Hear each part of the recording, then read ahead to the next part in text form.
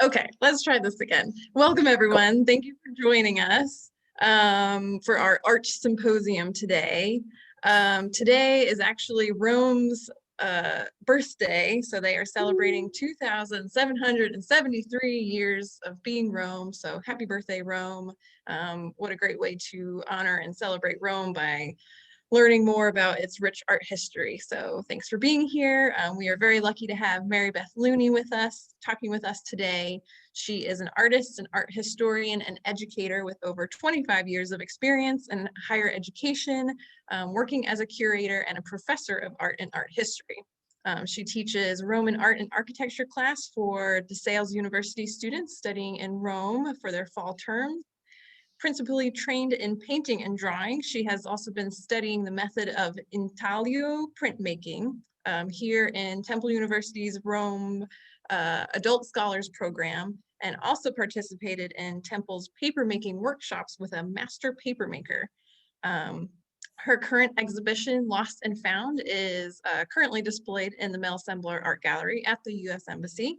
And today she's going to talk to us about ways that Rome has recycled some of their stone for building and decorative purposes, how her art is a response to that practice, and methods and legacy of printmaking in the Eternal City. So looking forward to it. And throughout the presentation, feel free to type any questions into the chat. I will be fielding those, keeping an eye on those for her. But we'll hold all questions until the end of the presentation, and then we'll have time for a Q&A session then. So at this time, it's my pleasure to turn it over to Mary Beth.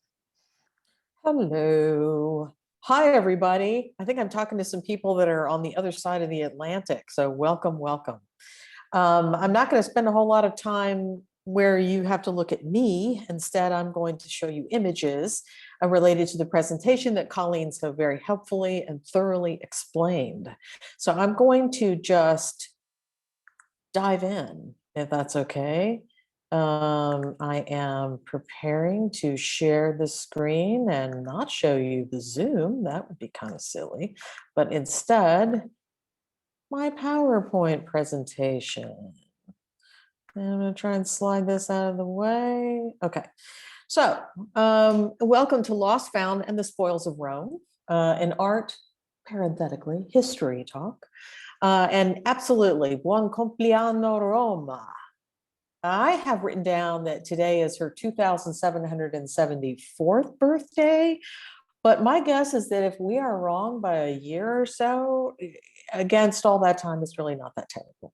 I show you a photo that I took a couple of years ago while living here on April the 21st, because it is a way of proving that the Pantheon, which I live just a couple of blocks from, is in fact something of a celestial timekeeping device.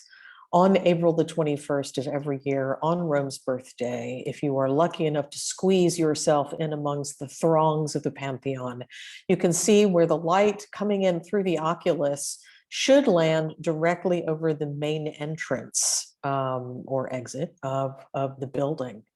So fun times, getting all close to people, like we haven't done that in a long time, right? To celebrate Rome's birthday and give this talk at the same time, I think is fabulous. I'm super excited about being able to do that, especially since I can't go to the Pantheon today to see this event. It is closed like so many other things are. Rome is about to enjoy a little release from her lockdown starting on the 26th. We will move from what they call the orange zone to the yellow zone of restrictions. So if there's a restaurant that has an outdoor dining space, then you will find Romans sitting in it starting on the 26th. I am teaching, I do teach art and art history, as Colleen said. I also have had the excellent fortune this semester of teaching for my home university in Gainesville, Georgia. Shout out to Bernal University. I've been teaching an online course for them called The Creative Mind. And towards the end of the course, my last lecture had to do with how do you how do you encourage or enhance creativity in your own life on a routine or regular basis if you are looking to do that? The course is not designed to be a how-to course so much, but at the end, it's sort of a, okay, let's finish this by urging everyone to go out into the world and, as I say here, be curious. Curiosity is, I think, the foundation of a lot of creativity. You're looking here at a photo I took of a work by an outdoor artist who always used to exhibit right outside the Mausoleum of Augustus and display his found object works, which he sometimes altered or changed in some kind of way. And in this particular case, this was a repeat piece that was always in his exhibition. You don't visit Rome, you discover it.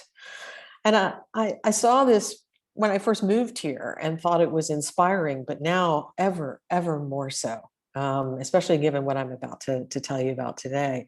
But I would encourage those of you who are hopefully also in the embassy community here in Rome, that you've been maybe cooped up for a long time and yeah, you're enjoying the nice weather right now and you're looking around, maybe you're stumbling into a church or something because that's pretty much the only kind of space that might be open. And you're not necessarily connecting with what's in there. You don't know much about it. And I would encourage you to be curious, pull out your phone, pull up Wikipedia.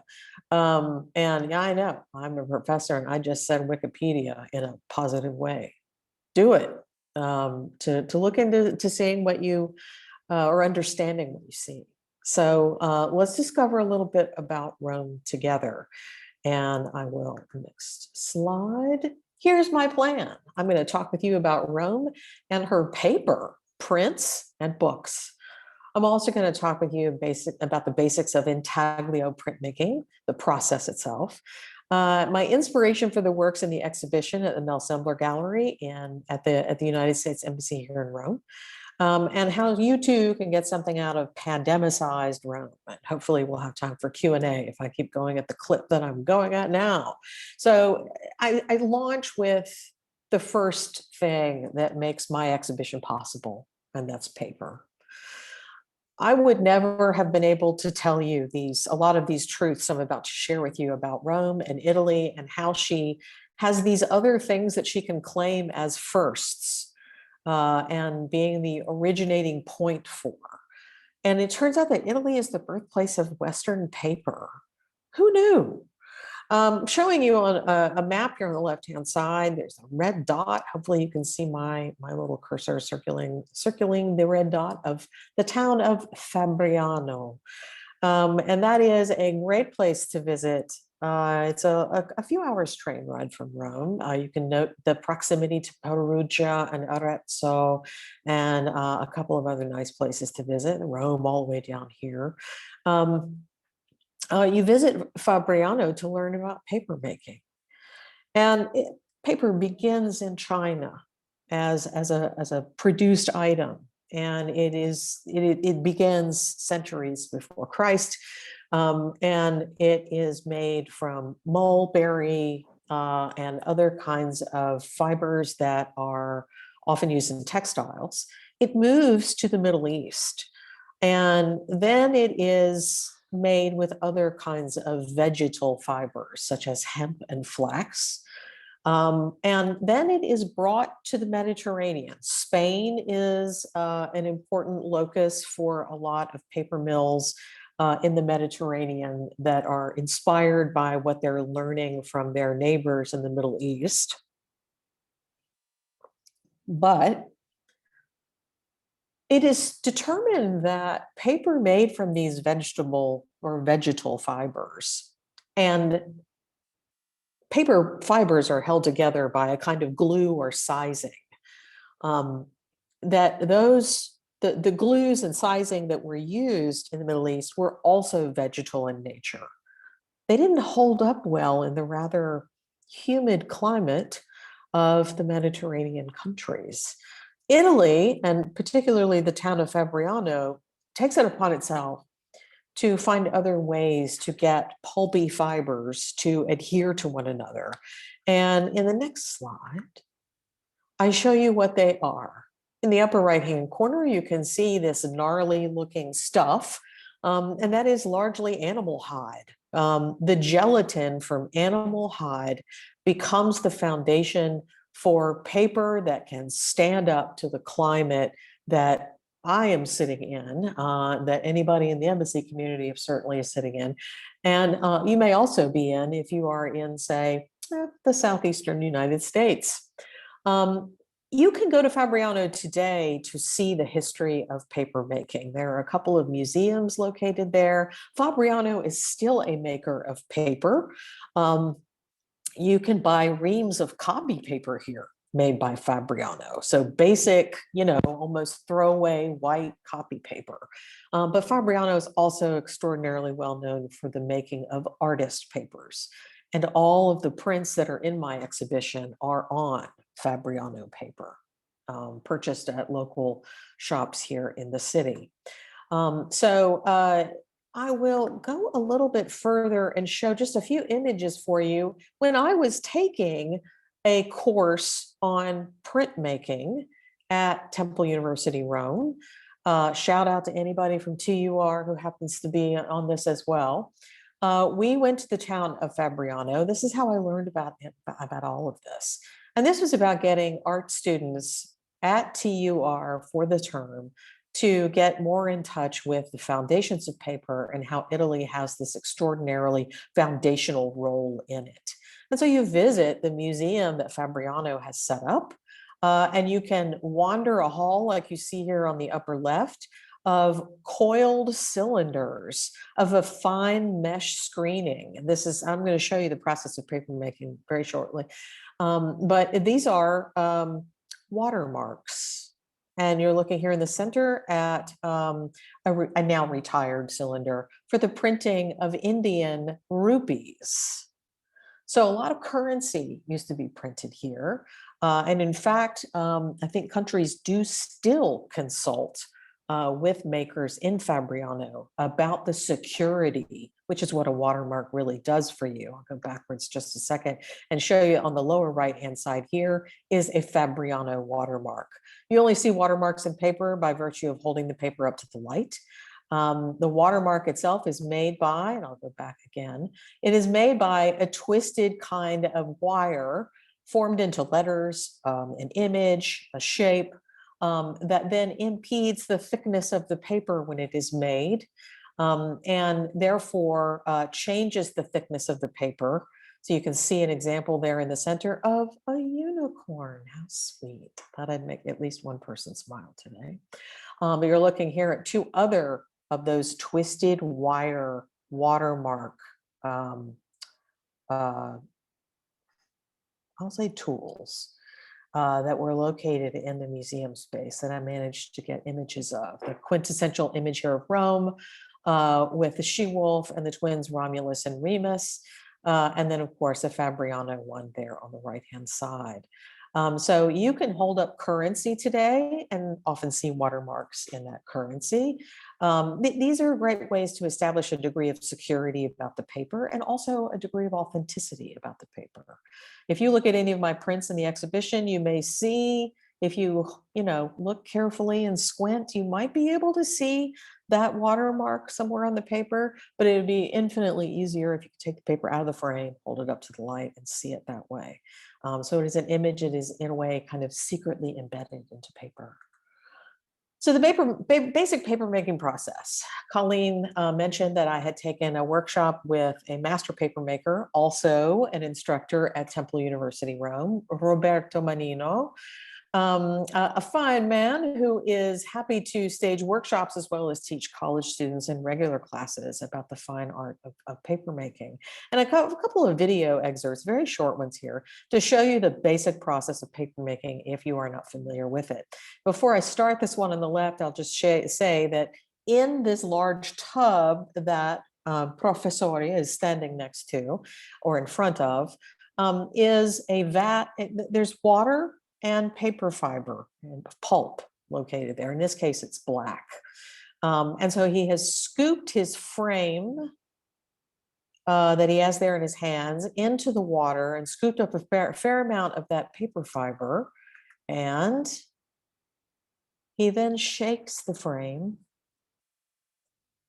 not heavily, not in a herky-jerky fashion, but very gently, to help distribute those paper fibers so that they are evenly laying across the whole space.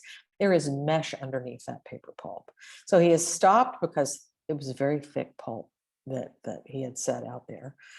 He then removes the frame that you see him gripping with his thumbs. He removes that frame. He allows that mesh screen to drain more water. And then over here on the right, he's about to, as they say, cooch the paper. He pushes it down onto a felt blanket, lifts the frame, and then gestures with the satisfaction of having done it properly. You can maybe see a little bit of funny white stuff there on the surface of the very wet paper sheet there, and those are just bubbles. They're going to dissipate ultimately. Here's a shot of me. We all went around taking photos of each other in the workshop. It was a very small group of people, and yes, it was during the pandemic. I wanted to show you though that I have removed my frame after having done something similar to what you saw the professor do in the previous video. But I've also, additionally, for this white piece of paper, I have colored one edge of it using some dyed pulp. And the end result you see here on the right-hand side, a work that is in the exhibition. So I participated in the papermaking workshop in part so that I could print on the paper that I made. That to me was an exciting prospect of really doing it, as they say, soup to nuts. I have one more short video to show you to sort of help you understand also how these colored paper overlays can happen. So you'll see here on this video on the left-hand side, Roberto has put down a black sheet of paper. He's overlaid some white, some thick white, and also some very fine, thin white bits of pulp through a kind of stencil. And lastly, he's going to put a color overlay on top of this. So I'll let you watch. Oops, sorry about that. I'll let you watch that process. Again, lowers it. And in this case, he wants to force that pulp to really adhere to the surface. So he takes a thick piece of foam core and he runs it over the backhand side of the mesh. Careful, careful, and then quickly lifts the frame off. And when this dries, this will be one whole uniform sheet of paper. So something a little similar, a little less complex. You see pictured here on the right-hand side where I made a blue sheet of paper with a nice irregular edge on a couple of sides. But I have also overlaid these three glowing yellow like window arches of decreasing size. And then later, of course, I printed one of my etched plates on it as well. So to move forward a little bit further, we talked about paper. Let's talk about printmaking. Why should we care about Rome when it comes to printmaking? Well, I couldn't have answered that question either before taking the classes I've taken while I've been here. But thanks to my experiences with Temple University Rome, I can attest to, okay, here's why it's important. Now you're looking at Trevi Fountain on the right-hand side. Everybody knows this. Maybe not everybody knows this when it doesn't have water running. This is early in the morning for our field trip to the Calcografia, the National Institute for Graphics in Rome, which is located directly behind this fountain on the street Via della Stamperia, or the street of printmakers, okay, or printmaking. The Institute of Graphics has the largest collection of printing matrices, I think, in the world.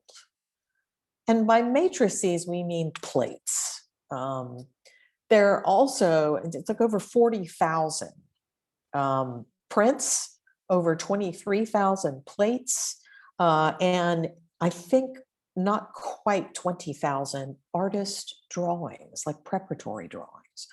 All are housed in this, you're around the corner from Trevi, and there you are at this unassuming door. This happens a lot in Rome, I have to say. And our professor for the printmaking class we were taking, in addition to a guest artist that semester, made arrangements, called ahead, if you will, and asked that the keepers of the collection of fine prints there pull a few out and set them out on display for us to have a look at. Not in frames, not behind glass, just simply set up on these lovely plexi easels here in their library. And we were able to have a look up close at these very important and historical prints. And yeah, sure, I snuck in a shot from the same room, the library room that you see on the left. Through a window, you can look down on Trevi Fountain from an otherwise unknown view, with people finally congregating in front of the space. So an extraordinarily valuable collection is here at the National Institute of Graphics. And if you keep your eyes peeled and pay attention to the news, especially with regard to arts and the art exhibitions in Rome, you could certainly go visit an exhibition held there. I'm pretty certain that because their exhibition space is not very large, that their exhibitions are free, not just open to the public, but also free. To make arrangements like you see portrayed here, I think that requires a little more work, like some phone calls and maybe some sweet words for the keepers of the collection. Books and libraries of Rome, finally, books. I also took a book structures class at Temple University, Rome. It was the first thing I took, but it is the last thing I cover here in terms of the importance of Rome and her holdings. There are 39 libraries in Rome. Just digest that for a moment. 39. Most of them are easily open to the public. You may have to provide ID. In some cases, you may have to make an appointment. You can, if you work it correctly, you can get a year's access to the Vatican Library, even if you wish. And that requires a little application filling and so forth. But you want to talk about some one-of-a-kind holdings. And they are in many of the libraries here in Rome. And again, very unassuming entrances in many cases. I've walked past the entrance to this particular library that I feature here in the slide. I don't know how many times I walked past the door and had no idea that I would require a little staircase climbing and a few hallways, and boom, I would be looking at over 20,000 volumes, all collected by a cardinal in the 1600s, I believe. He left his entire collection to the cloistered community that helped run Santa Maria sopra Minerva, a church very close to this library space. And ultimately, once they ceded control of it, it went to the Italian state. And so you too can visit Biblioteca Casatanesi. Notice the title there and this little sticker on this very old tome here on the right-hand side. Our instructor for book structures and book structures also called ahead again to make arrangements for us to see some extraordinarily valuable books located in this collection. There, of course, is a nice sculptured portrayal of the cardinal and the demonstration of his largesse. But imagine all those priceless, important, and very old books, some printed before the advent of Gutenberg's press and the proliferation of the Bible and other books we tend to be able to talk about when we talk about books first being printed. So we're talking about manuscripts, books that are made by hand. And imagine, just like you see in this photograph, I mean, that's us. Around these books, we're not all wearing masks because this is prior to the advent of the coronavirus. But we are also that up close and personal with the books. And you might also notice that the librarian or the curator is not holding, she's there on the left in the glasses, she is not holding gloves. The idea is that you don't handle these old books with gloves because actually that reduces the tactility and your ability to be more careful with the object in hand, believe it or not. So really, really remarkable experiences. There's another one of the books up close, these hand illustrations. I wanted to also encourage you to consider, if you are ever come to Rome and you have been here lots of times, or maybe you're not into all the same things that other people are, you don't want to see all the big buck sites. I highly encourage a little drive to Monte Cassino, which I picture here on the right-hand side, the oldest monastery in the country, founded by Saint Benedict himself. It was something that the Allies bombed in 1944. I bring it up here because it is also, and was always, and largely because of the principles of Saint Benedict himself. And his sister, who's handily named Scholastica. Yeah. Monasteries were the not only makers of manuscripts, but the keepers of these books. And so just as the members of this monastic community learned in the early 1940s with the advent of the Allies landing in Sicily, that they became concerned about their holdings and whether or not they were safe. And they did just as many others did in the vicinity of Rome. They would send their priceless collections to Rome in hopes that no one would want to bomb or otherwise hurt Rome because of its priceless architecture and archaeology. And the members of Monte Cassino did just that. They actually allowed a Nazi to help them transfer a lot of those books to Rome. That's not something that is necessarily all that well known about that scenario, but that is actually what happened. You can visit the monastery today. It's quite a beautiful place. It's way, way, way up top of this mountain. And you can see its collection, not all of the books like the examples here on the left-hand side, but you can see a museum that they have set up with a lot of paintings, altarpieces, small ivory sculptures, and some books, including this very, very tiny one here. This is actually a book, and it is no bigger than your thumbnail. Okay. So I want to dive in a little bit more into the printmaking process, so that if you are a person who's able to see the exhibition, or if you go to my website, I'll tell you about that at the end. And if I forget, please remind me. I want you to be able to understand what the prints are, how they come to be. Apologies to anyone who has a somewhat either superficial or in-depth knowledge of printmaking. Hopefully we'll find at least some of this interesting. You saw some students at that National Institute of Graphics looking at a print, and I have the example of it here in the lower left-hand corner by a very well-known printmaker of Rome, Piranesi. So this print comes from the 1700s. It portrays the Pantheon, which we've already talked about a little bit today, but it does portray the Pantheon in another one of its lifetimes, in which it had two towers that flanked the portico. Those towers, of course, are no longer there.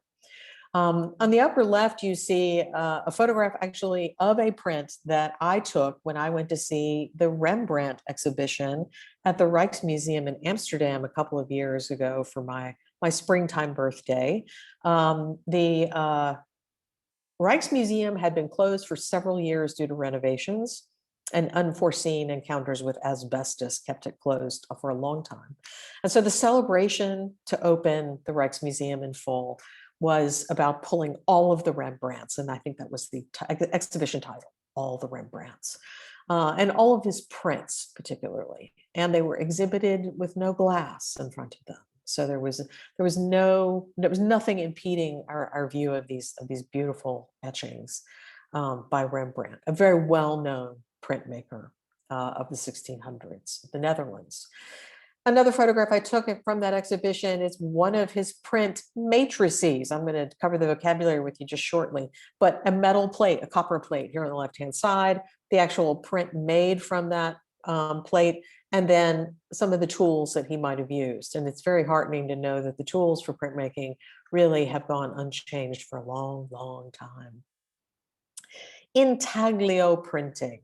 I put here sort of to help you with your vocabulary if you're studying Italian. Tagliare is to cut in Italian, but intaglio literally means carving. And that's what we're doing with intaglio printing. It could be carving into metal, it could be carving into wood, but the process is called the same thing. In this case, though, when we're making etchings or engravings, you use a metal plate. Today, the popular metals are zinc or copper. I have only used zinc here while I have been here in Rome. We refer to the plate as the matrix. And you're looking here at the image on the right, you're looking at not a silvery looking zinc plate, you're looking at a plate that has been grounded. And that ground is a sort of sticky, it looks like tar, but is not, surface that is laid smoothly over the surface of the plate and allowed to harden to a certain level via various processes. I'm speaking a little generally here because there are different types of ground that you can put on a plate. At the Temple University Rome studio, the effort is being undertaken in a major way to make the printmaking process as non-toxic as possible. And so in this particular case, we are using as many water-based materials and chemistry as we can, because traditionally printmaking could be kind of a toxic thing. But here, no, which is good because Rome and Italy at large has a fair amount of legislation in place to try and protect our environment, believe it or not. The plate is, after lines have been drawn, and I will show you in the next slide what that looks like. After lines have been drawn onto the surface of this ground using a needle, the plate is traditionally submerged in an acidic bath. And the acid eats through the parts of the plate that have been exposed thanks to the needle. And without further ado, you'll see a plate I've just started working on here. So you can see that black brown surface. You can also see the lines where I have revealed the zinc plate. I'll show you a few tools here on the right-hand side that an artist would use in printmaking, although the needle at the very bottom and the scraping tool, the second from the top, those are the two that I would have used to make lines broad, like you see here, or very thin, like you see here, in the surface of the plate. So once I have finished the drawing that I want to make, I've dipped that plate in acid bath for a certain number of seconds. And I put some stuff on there, a cleaning solution to help remove the ground. So there it is in all of its messy halfway glory there on the left-hand side, where that stuff is coming up thanks to some stuff we just call eco wash. Meaning, of course, it doesn't have to be something you set aside like you would a paint thinner or any other kind of solvent. Instead, this is all water-based. And there it is all nice and clean on the right-hand side. The grooves are still very much there, okay?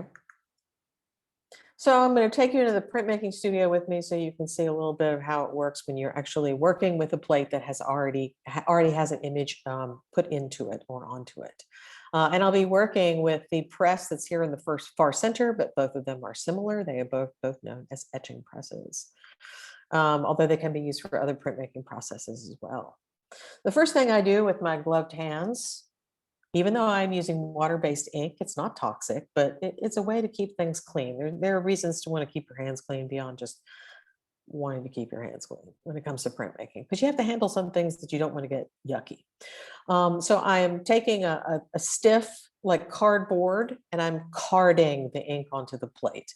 No differently than you use a spatula to spread icing on a cake.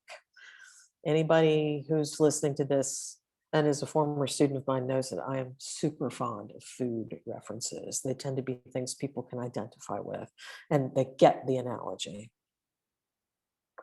So I'm carding the ink onto the plate. I want to make sure I have covered it entirely. I then take a fabric we call tarlatan, an open weave. You can see right through it there. It starts out as this beige, unbleached kind of color. I ball it up so that I get a nice sort of surface there that I can run across the plate and wipe some of the ink off. And this may sound counterintuitive to anybody who's never done this before, but the ultimate goal here is to leave ink in the lines and textures that I have on the plate, but otherwise have the ink not be on the plate. Have some areas, the smoothest areas of the plate, be ink free. But I want to work the ink into all of the very, very small depressions and lines that have been rendered into the plate surface. So this takes a while. So it takes a few passes. Notice my tarlatan getting blacker and blacker with ink. So I have gotten to the point where I have lifted about as much as I can using the tarlatan. And then I get out my trusty phone book paper. Yes, that's right, friends, phone book paper. It's nice, it's thin. My printmaking professor, if he's watching this right now, would say, why are you still using gloves? But all I can tell you is that it's easier for me to grip that paper. It's very slick. And I'm going to gently rub the surface of that plate so that I pick up the last vestiges of ink that are on the smoothest parts of the plate. Notice I'm pulling up quite a bit, shockingly enough, but on the right-hand side, I'm ready. I have removed as much ink as I possibly can from the surface. And now I drag a rag around all four beveled sides of the plate, so it's cut at an angle. I want to get ink off of those sides. And then I'm going to lay it onto the press bed where I have a registration guide drawn out for myself. Hopefully you can see my Sharpie marker rectangle there. Two of them, one for the plate and then one for the paper. I'm going to go and get my paper, which has been in a water bath. My Fabriano paper made of cotton is sitting in a water bath and soaking and getting wet. It is more receptive to the ink as a result, but I don't want it soaking wet. So I place the paper after I pulled it out of the water bath onto a towel, like a bath towel. I then fold that paper into the towel and I run a pretty heavy roller over it so that I can blot a fair amount of the water out so that the paper is damp, but not soaking. Place my paper over top of that plate. You already saw me lay it down. And then I place some protective pieces of newsprint over the top of that to protect everybody, and especially this felt blanket that I have on my press, which is an extremely valuable part of the equipment and something you want to keep clean, hopefully for obvious reasons. So I then place those felt blankets over top of the newsprint. All right, notice for relief printmaking, there's my pusher. I'm going to turn the crank on that press and push the press all the way through under this roller, so that an enormous amount of pressure is exacted through the felt blankets, through the newsprint, onto the paper, and that plate is pressing upwards so that the ink transfers from the plate and onto the paper. And now we peel the banana, back go the blankets, back goes the paper. You'll see that my plate has left an embossed edge here into the paper. That is characteristic of printmaking. That's what you want. I then peel carefully, peel my print off of the plate, and voila. The print is finished. And I do this over and over and over again. You want to know what I did during the pandemic? This is what I did over and over and over again. Every etched print in the exhibition in the Sembler Gallery has at least 3, if not 5 to 7 sisters, brothers, siblings, if you will. They are called an edition. And so that's why I have these registration lines drawn here on this piece of acetate so that every print looks like every other print. You saw a lot of handwork there. And so the trick is getting used to doing this process so repetitively that you more or less have built into, and on some level, muscle memory to sort of commit to your own senses how this feels, how this works, so that you will have each print look like every other version of itself.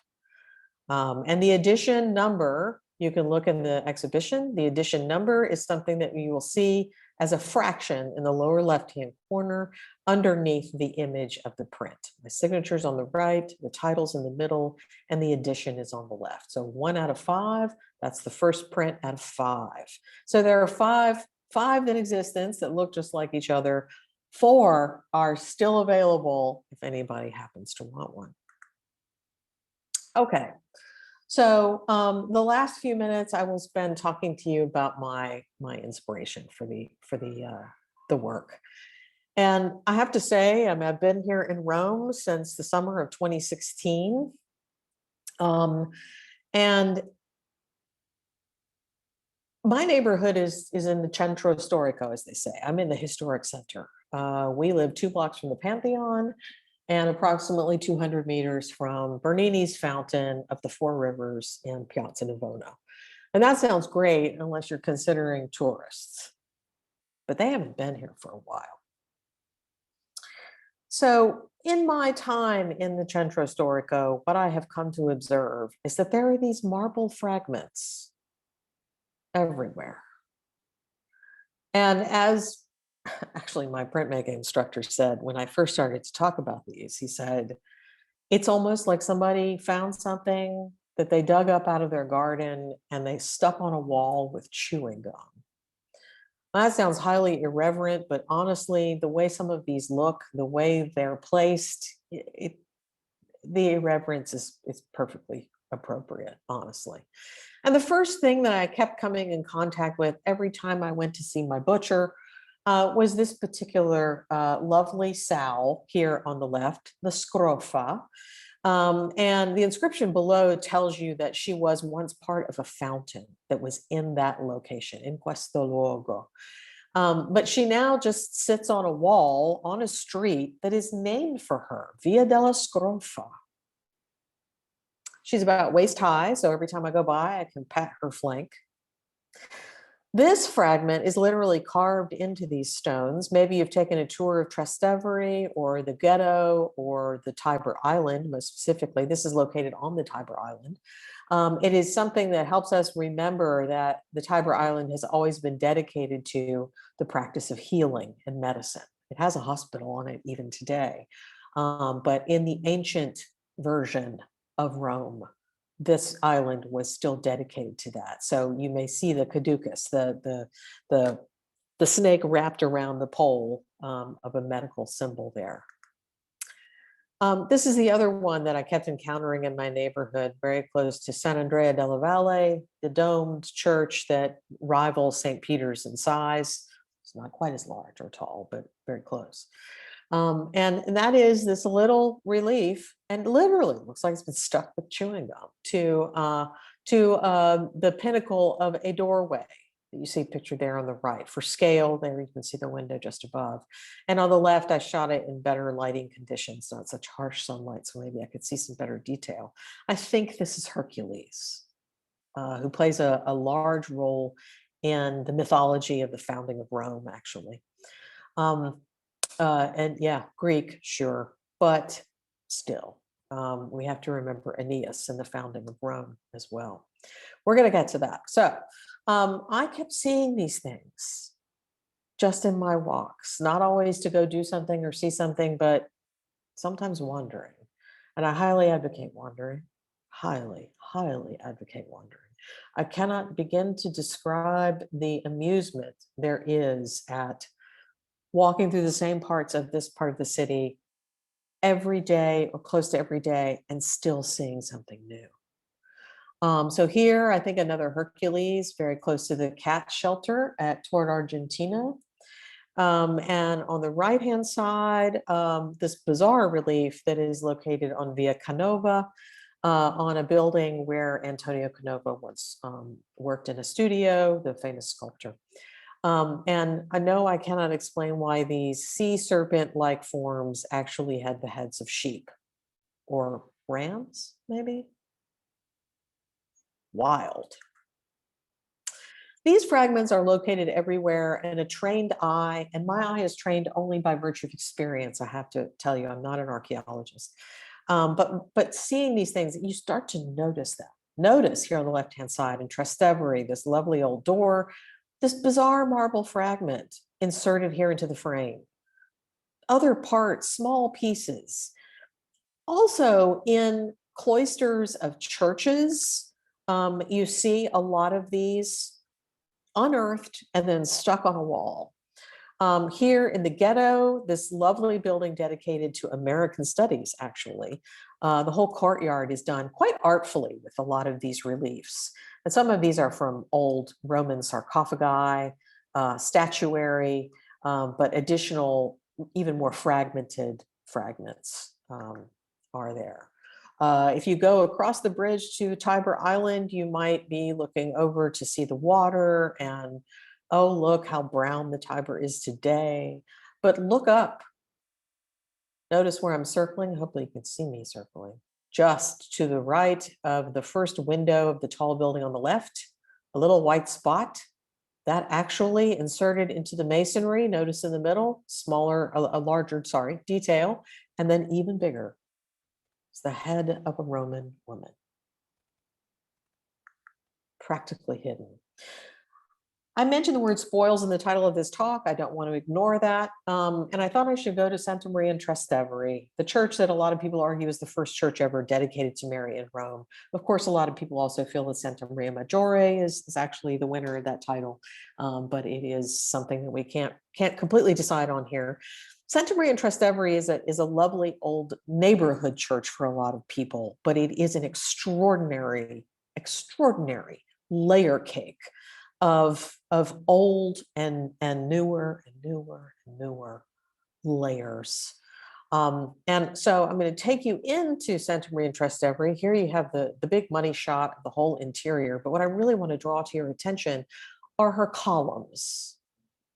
And if you look at these for a moment, you might think, well, either there's something wrong with Mary Beth's photography or they are different colors. And the answer is they are different colors. Some are a rosy granite. You see the third from the left there. And some are pale, some are darker, some are even like an olive green. That is because these columns come from different ancient places and are installed into this church. To underscore my point, notice the capitals of these columns. I'll go back again. They are all different from one another. And this is purposeful. These are called spoils. The spoils of Rome, they could be like the spoils of war, something you take from the enemy that you have just pillaged and you bring back, like you would see on the Arch of Titus, where he's carrying the menorah from having conquered Jerusalem. That's a spoil. But this is a different kind of spoil. This is how we think of spoils in archaeology and art history. And that is the reuse of objects. And you might argue that it's like recycling, and it's certainly in a structural and functional way. It is, it absolutely is. But it is also a way of introducing a degree of splendor into a church that had already been rebuilt a few times. And this is a medieval practice of Rome, largely, was to take these ancient ruins that meant less to people as artifacts of history, in part because now it's Christian Rome, it's not pagan, so these things are just functional objects to us. But they also have all of these decorative veneers and aspects to them that wind up introducing a kind of visual splendor to the interior of the space. And so on the left-hand side of this slide, hopefully you can see, first of all, the capital or the top of one of those columns. A few of them, like this one in particular, have been traced back to their actual ancient origin.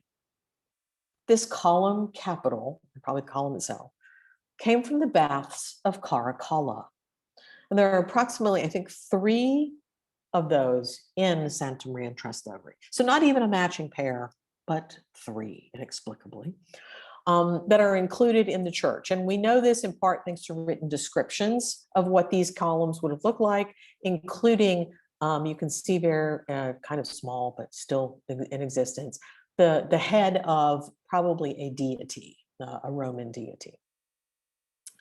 If I direct your attention just a little bit further up and beyond the beautiful, colorful mosaic that is just above that column capital, and you instead see the four rectangular blocky pieces there, those are all parts of what we say in architecture is a cornice, a relief part of the building made of carved marble and very often done decoratively. You can see examples there on the right-hand side. This is another ancient fragment in the same church that just happens to be sitting above yet another ancient column that has been installed into this church that was rebuilt in the medieval age.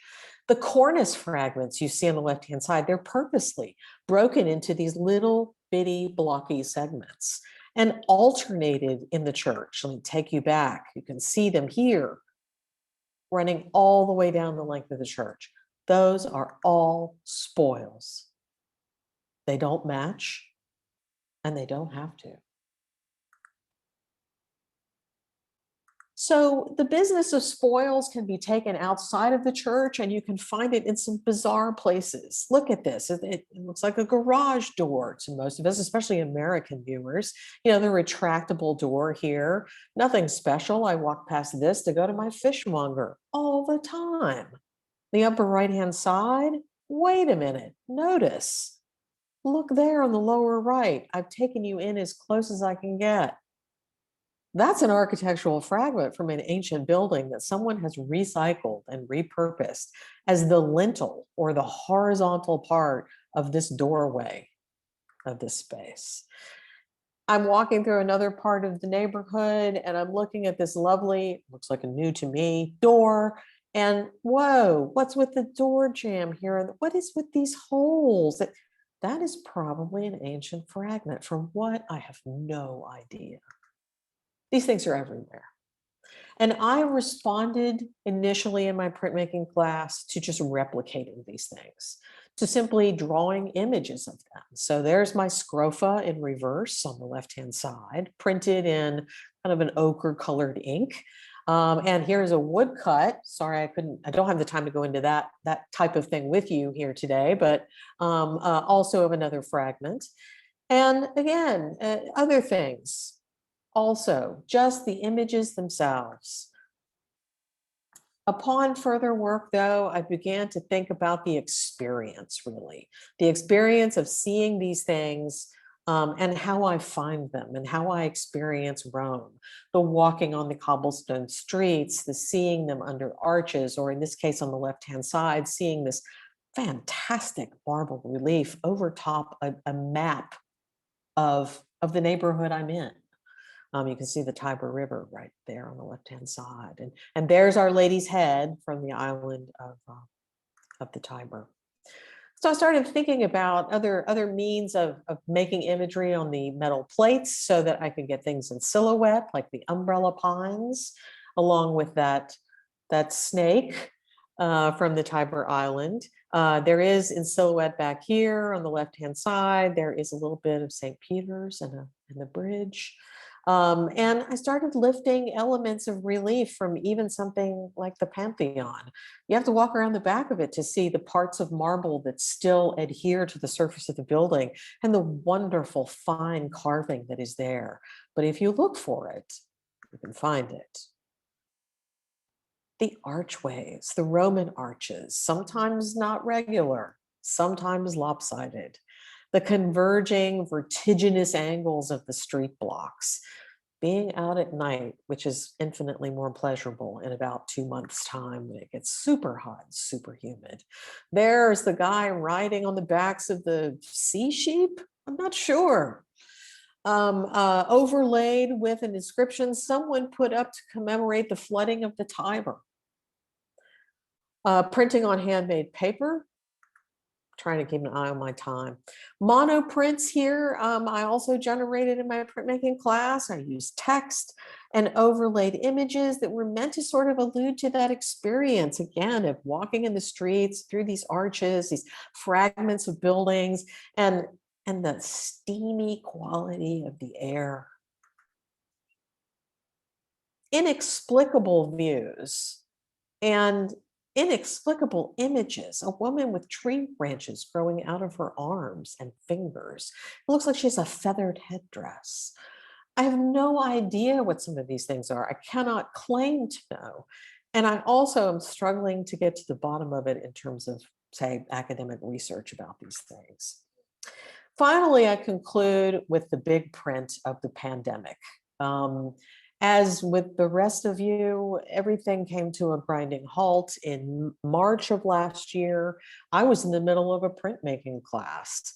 And so we were sent back to our apartments and told to work in other kinds of ways on our own, still productive, and in some ways highly inspirational, particularly in this case. And so this is a collage that I made from existing prints I already had, prints and photographs that I then turned into something that related to, and this is where I was getting my idea from, a print by Raphael, the famous Renaissance artist, and his partner, the engraver, Marcantonio Raimondi, a portrayal of Il Morbetto from the third book of Virgil's Aeneid, in which Aeneas has gone to, at the behest of an oracle, to another Greek town site, fashioned a town, built one, so fast in the ancient world, and a plague besets the town. He is then awakened. You see him on bed here in the far left-hand side. He is awakened in a dream, from a dream, in which he is told, oh, sorry, the oracle gave you the wrong directions. You're supposed to go to Rome. And so off he goes to found Rome. So out of misery, out of death, out of disease, there is the next chapter, of course, the celebration of Rome, Raphael's celebration of Rome. But you can even see Raphael's sort of digesting, notice these column fragments here, the ruins of Rome. And so ultimately, the collage that I made while at home became an extremely large plate that I am still doing some work with, because you can do that over the course of time, but I do have a number of copies of this print. So this is my version of Il Morbetto. Instead, it's Il Virus, the virus, at 200 meters, which was the distance we were allowed to go outside of our apartments during the lockdown of spring of 2020. And so I included all the things I saw, all the things I knew from my neighborhood, the things that existed for me, my cats, that I had adopted from the shelter toward Argentina, my vegetable vendor and the little old ladies walking around wearing masks, my butchers, people standing in a line to wait to get into the pharmacy, even a handicapped woman who's accustomed to being a mendicant, begging for money, still took her place outside in hopes that someone might donate. All of these things relate to the 200 meters of my vicinity. And quite an ambitious undertaking, I have to say. I mean, any art makers in this crowd will totally avow to the, once you do something on a certain size and then you up the scale exponentially, you have taken on a whole new set of problems. Lovely problems to solve, though. It's been extraordinarily enjoyable. I want to conclude by, again, citing the artist, the outdoor artist I talked about before the beginning. Saying or writing that Rome is an open air museum is too easy. It should be demonstrated, even in the little details. And hopefully I have done that for you today. But I would encourage you, if you are still here in Rome and thinking, I don't know how I'm going to stand another day in my apartment, of course, you get a little liberation the 26th. But also go out, be curious, look up, look down, look around. Right now, you can't really look too much like every other tourist because there aren't any here. But instead, you can glean a lot from the environment of this place. And it can be a constant source of delight. So I want to thank you. I want to open the floor for questions. I'm going to stop sharing my screen so that you can see my face. And wow, I took a whole hour. My apologies. If there's anybody left, I'm happy to entertain questions.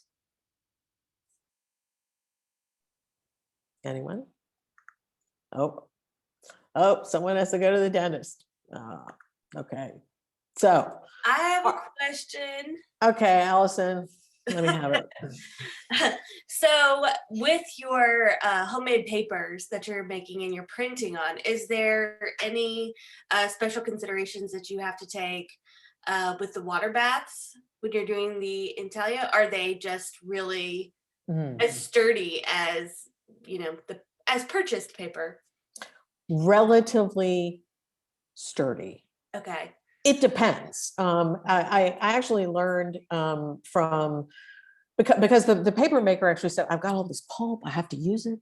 Remember, there's animal gelatin, so it only has a shelf life of so long, especially once it's been mixed. And so it was like, let's make paper, people. Let's really make some paper. And so again, kind of like the business of pulling all those prints, making a lot of paper sheets.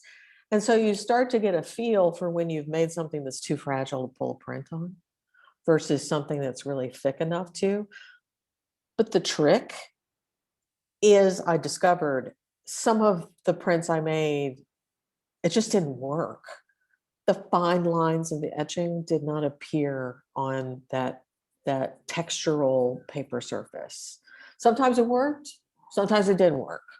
And the more noise I had in the paper pulp, the more fragments or something, it didn't really, it got in the way. So for everything that I showed that I considered to be a success, there are probably 2 or 3 failures. Thank you. I will add, if you're thinking about doing this, that my printmaking instructor said another way to get around the problem, if you're thinking about doing this, you had your handmade paper, is to get a spray bottle with water. Lightly spray the paper, and you get a feel for how wet it can be to get an image or not. But that is a way to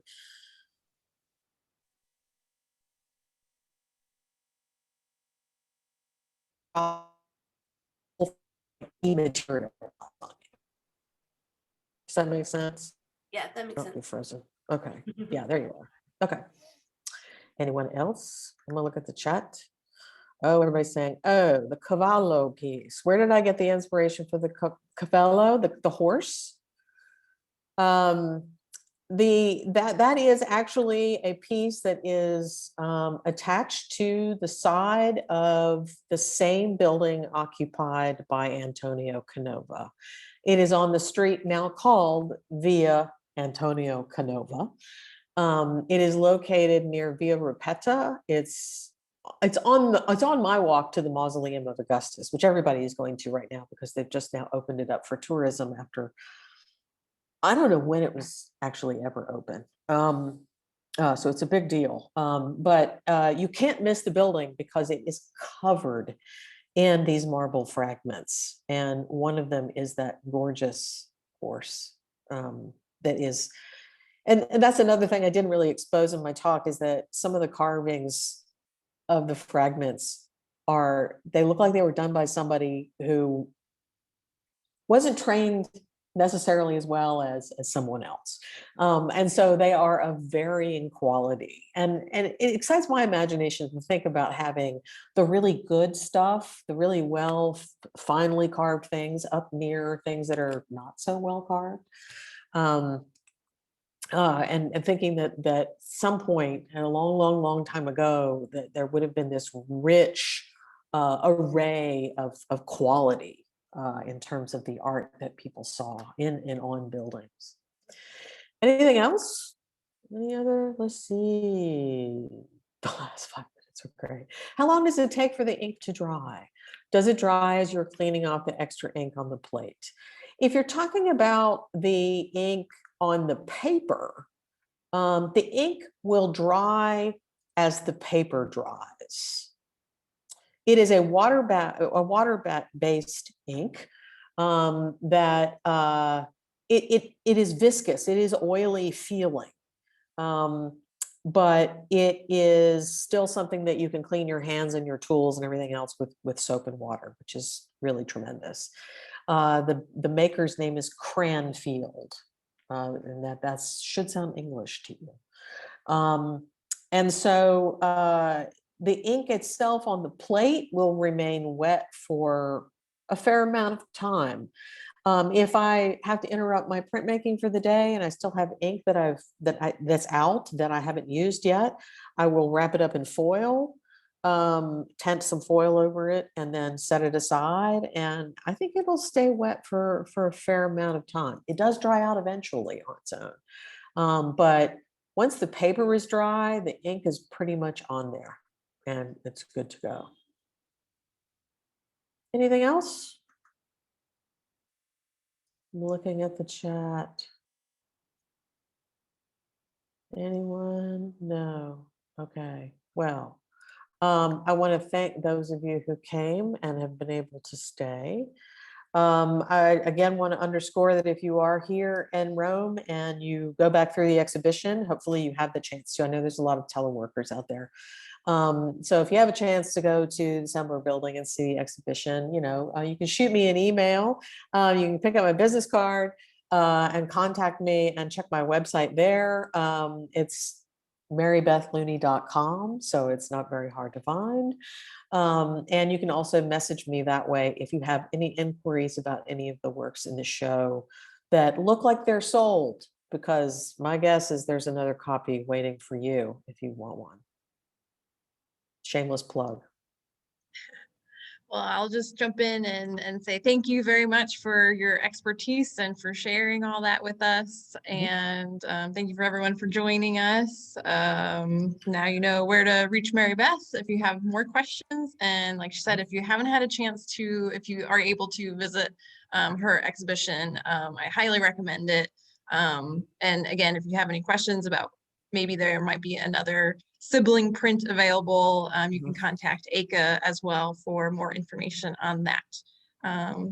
But thank you so much, Mary Beth. That was great. That was all new information for me, so I learned a lot. And I'm glad to see phone book paper is still useful. Yeah, if you know a printmaker, you should always say, wait, before I throw out my old phone book, do you need this? Because they probably do. Yeah, perfect way to recycle it. Yes. Well, thank you, and a virtual round of applause for you. Thank you very much. Thank you. Take care, everybody. Bye. Bye.